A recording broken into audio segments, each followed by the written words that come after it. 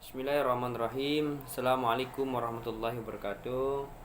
Alhamdulillahirrabbilalamin. Assalatu wassalamu ala asrafil anbiya wal mursalin Sayyidina Maulana Muhammadin wa ala alihi wa ashabihi ajma'in. Rabbi shrah li sadri wa yassir li amri wahlul 'uqdatam min lisani yafqahu qawli. Amma ba'du. Pertama-tama marilah kita panjatkan puja dan puji syukur kita kehadirat Allah Subhanahu wa taala, yang mana Allah Subhanahu wa taala telah memberikan kita kenikmatan, yaitu nikmat sehat, sehingga kita masih dapat berkumpul walaupun dalam keadaan online atau daring ini. Selawat beriring salam selalu tercurahkan kepada junjungan kita baginda Nabi Agung, yaitu Nabi besar Muhammad sallallahu alaihi wasallam. Berkat perjuangan beliau dan para sahabatnya, kita di dunia ini masih dapat membedakan yang hak itu hak dan yang batil itu batil. Baiklah, sebelum saya memasuki materi yang saya paparkan, saya ingin memperkenalkan diri saya terlebih dahulu. Perkenalkan, nama saya Rama Fatihul Husna. Saya dari Prodi Hukum Keluarga Islam kelas 4C. Di sini saya akan memaparkan beberapa materi. Yang pertama yaitu pengertian hukum adat, dan yang kedua itu ciri-ciri hukum adat dan contohnya. Hukum adat adalah produk dari budaya yang mengandung substansi tentang nilai-nilai kebudayaan, cipta, karsa, dan rasa manusia. Dengan kata lain, hukum tersebut lahir dari kesadaran atas kebutuhan dan keinginan manusia untuk hidup adil dan beradab sebagai aktualisasi peradaban manusia.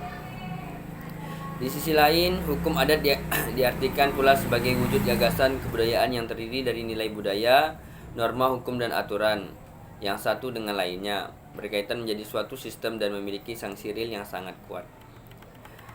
Ciri-ciri hukum adat antara lain yaitu yang pertama, tidak teratur, dan yang kedua yaitu tidak tertulis dalam bentuk perundang-undangan dan tidak dikodifikasi, dan yang ketiga itu tidak tersusun secara sistematis, dan yang keempat itu keputusannya tidak memakai konsideran atau pertimbangan, dan yang kelima yaitu tidak dihimpun dalam bentuk kitab perundang-undangan.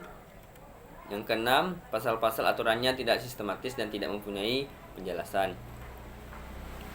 Selain memiliki ciri-ciri tertentu yang saya bacakan tadi, hukum adat juga mempunyai sifat khusus seperti komunal. Apa itu komunal? Yaitu kekeluargaan, masyarakat lebih penting daripada individual. Tunai, yaitu kontan. Perbuatan hukum sah jika dilakukan secara tunai sebagai dasar mengikatnya perbuatan hukum. Yang ketiga yaitu nyata atau konkret.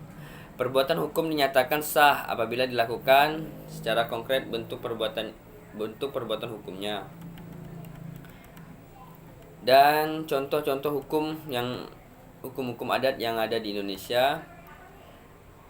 Ada banyak contoh hukum adat di Indonesia. Di sini saya akan menyampaikan beberapa contoh saja. Yang pertama yaitu hukum adat di Aceh. Hukum adat di Aceh melarang laki-laki dan perempuan yang bukan suami istri atau keluarga berduaan dalam satu ruangan. Apabila melanggar, keduanya akan menerima hukuman cambuk. Itu di Aceh. Dan yang kedua yaitu hukum adat di Bali. Menganut patrilineal, yakni adat yang mengatur alur keturunan dari pihak seorang ayah. Masyarakat di sana memiliki hukum ahli waris keluarga yang diberikan kepada laki-laki sepenuhnya, sedangkan wanita atau perempuan hanya bisa menggunakannya. Yang ketiga yaitu masyarakat Jawa menggelar ritual khusus sebelum melakukan kegiatan agar tidak mengalami kejadian buruk. Dan yang keempat yaitu penduduk di pegunungan Halmahera memiliki hukum adat potong jari setiap kepergian anggota keluarganya. Tujuannya untuk mengingat kepergian anggota keluarganya tersebut. Yang terakhir yaitu hukum adat di Minangkabau yang menyatakan bahwa perkawinan dianggap sah jika seorang anggota masyarakat melaksanakan pernikahan berdasarkan syarat dan rukun nikah agama Islam.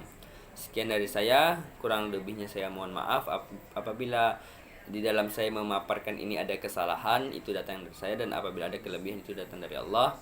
Assalamualaikum warahmatullahi wabarakatuh.